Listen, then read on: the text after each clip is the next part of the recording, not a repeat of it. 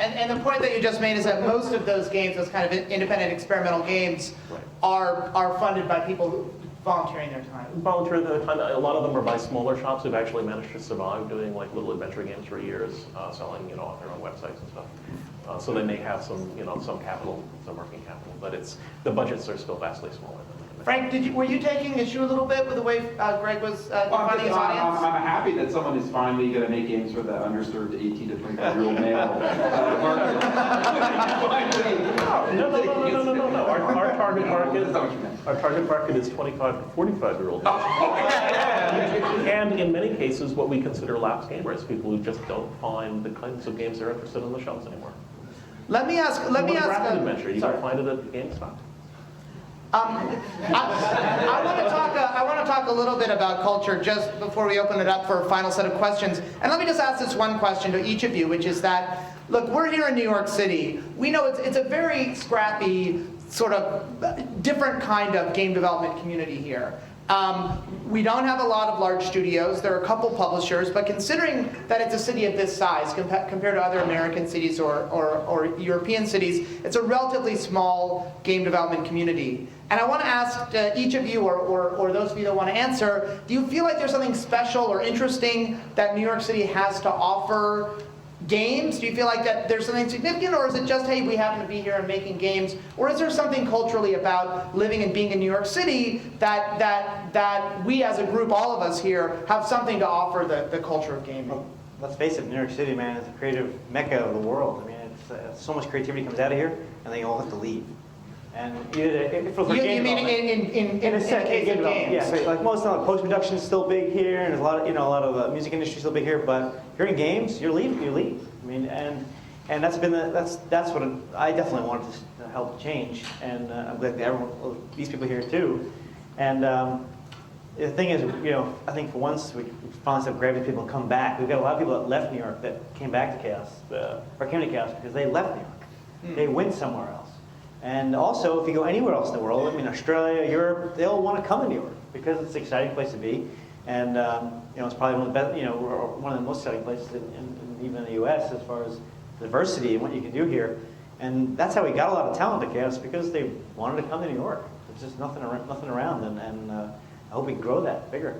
I think I want to tie that into sort of the business that we just left, in that we've always had sort of a small sideline of doing things for ad agencies or building a special. We made a game last year using the camera stuff we did for a drug company because they want something to attract doctors in the show. It was for some sort of butt cancer.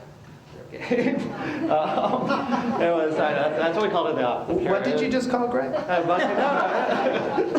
So it was, I mean, in this sort of, in that sense, there is some. And also, there's some utility to being here for access to these other creative industries which want, primarily advertising, that want access to the games as a vehicle. And on the other side of it, there are obviously the main advantage is the creative people. But to just finish this point is that I was talking to my accountant, and he said this thing which was horrible. I mean, I was just going through everything. He's saying the single best thing I could do to save you money on your taxes and stuff was move to New Jersey or Connecticut. And then he came in and said that, and I don't want to do that. I'm not going to do that. But large companies, when they're, I think there's. It was nice when it's, that's a really good point. I want to hear what you want to say, but about the taxes issue, I have talked with a few people from Empire State Development Corporation, and there are people in the city. The film industry, for example, has a tremendous amount of tax breaks when they do films here, and the city bends over backwards to make it a place where you'd want to make films. It's interesting. I think this could be potentially a project for the local chapter, is to really approach people in the state and the city and say, look, we need tax breaks too, and that kind of anecdote is really important. Yeah, and I actually learned this at an IGDA meeting, I don't know, 6 or 7 years ago, or 5 or 6 years ago. Well, actually, exactly 5 years ago. But what, incorporated in Bermuda? And no, actually, that New York does have some tax incentives. Yes, it does for research-oriented technology research. Well, I don't know how many people know this, but anyone who's developing software in New York State doesn't have to pay taxes on the hardware they purchase.